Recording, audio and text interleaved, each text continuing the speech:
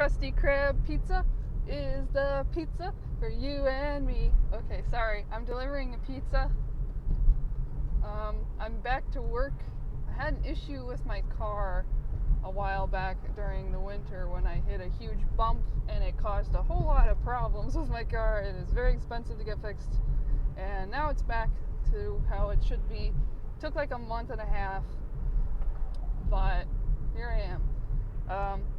Also, part of that month and a half was spent on packing and dealing with basically people coming over to look at the house and me having to like clean up and then leave the house for several hours for one weekend. That was fun. Not actually, that was very, very stressful. Anyway, why did I start recording? I started recording because I wanted to say that Aspies are everywhere. Neurodivergent people are literally everywhere. And I'm not sure if this person that I just met actually is neurodivergent or is an Aspie, but from my experience when I would meet people who, like, I noticed certain little oddities about them. Now there are neurotypical people with some like oddities, with some traits about them that are a little unique, for sure. But there are definitely some very specific, like, Aspie ones that I seem to notice. It's there's this term that me and some of my friends use called an Aspie radar. I guess it's kind of like a gaydar, but it's for Aspies, and it's like, for some reason we can spot them a little more easily than most people might. So I go into this pizza place to pick up a pizza for an Uber Eats customer, and I'm actually gonna, let me shut this window so there's no outside noises when I'm talking, because that might annoy some viewers. I have a nice sunroof. So I walk into this pizza place and I get given the order name, and they said, alright, it's going to be a couple minutes, and I said, alright, I'll just chill here while I'm waiting.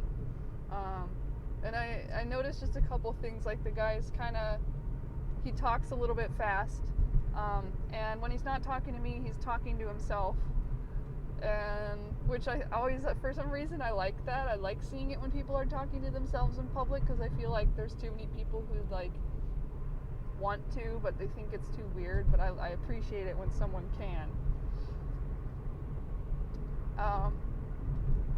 And he asked me if I listen to Green Day, and I said, no, I don't. And he said, then get out, like, just jokingly, and I'm like, alright, I'm out of here. Apparently he really likes Green Day, and he likes guitars and stuff, and so I was just asking him about, like, if he knows how to play the guitar. And, like, I could tell, like, he's really into it, like, really into Green Day and really into guitars, and that's kind of along the lines of an Aspie special interest there. Not all Aspies will just go right out and start conversation, though. They, like, especially, I guess, more introverted ones. This guy might have been more extroverted, or it's possible for an introvert to be outgoing too. I'm actually I'm good with conversation with random strangers. I don't do it all the time, but sometimes I will actually make small talk. And even talk about, like, interest related stuff too. Like, if I notice someone has, like, I don't know, a Steven Universe t-shirt or something, I'll be like, hey, you like Steven Universe, so do I. I try to use things like that as a conversation starter. But yeah, so I'm just playing with my hair because I styled my hair today for once. It's hard to do anything with it when it's short. I just got it cut, mostly the sides shaved, because I cannot stand the feeling of hair underneath my glasses here. I feel like I'm constantly pulling hair out from underneath it.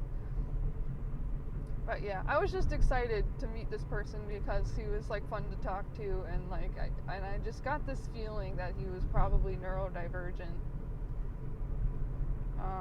And also, like, body language too. Like, he wasn't always making eye contact, and he was kind of like looking off at other things, and I noticed after I got the pizza and I got in my car, I was passing by the front of the restaurant, and I just like peeked in through the big glass windows, and I saw him like he was sweeping and he was kind of dancing with the broom, and I'm like, I love this guy. He's awesome. So just if you think that autism is a rare thing, or that autism or Asperger's, whatever your diagnosis is, Asperger's isn't a diagnosis anymore. It would be called autism now. But yeah, autism is not a rare thing. It's not just a childhood disorder. If you just look around you at other people and pay attention, you'll find them. Like there are some. Oh, I missed my turn. Oh, that sucks. That's okay. I can turn around. I mostly got distracted because I got another delivery request, and it like happened right as I was supposed to take the turn, and I was focused on just hitting that button. Because when I get a request, you gotta hit it right away, because it's like you get like a 10-second time window. So this is not really the best. This app thing is not the best for people who don't like being on guard all the time, and like having such a short amount of time to do something like that, to pick up their phone and like press a button, just like panic. Boo. And so I felt like that at first, but I've gotten used to it, and I'm at the point where I got a strap thing for this phone, like a lanyard that attaches to it. Well, it's more like this silicone thing that kind of wraps around the back of the phone, and then I have a lanyard. Which way do I go? Yeah, I have a lanyard that kind of attaches to this holder thing, and then I keep it around my neck, and I just walk around with it just hanging on my neck. So it's kind of funny looking, just wearing a smartphone like a necklace, but it does make my life a whole lot easier. Yeah. I do recommend Uber Eats for people, like working for Uber Eats, for people who want a lot more flexibility in their work. But the thing is, you gotta know what you're doing, and you gotta put the research in, and that was the kind of annoying part. I would wonder, like, why am I not getting delivery requests, and like, what does this mean in the app, and what does that mean? I don't really have a supervisor to show me this stuff. Luckily, there's a ton of YouTube videos.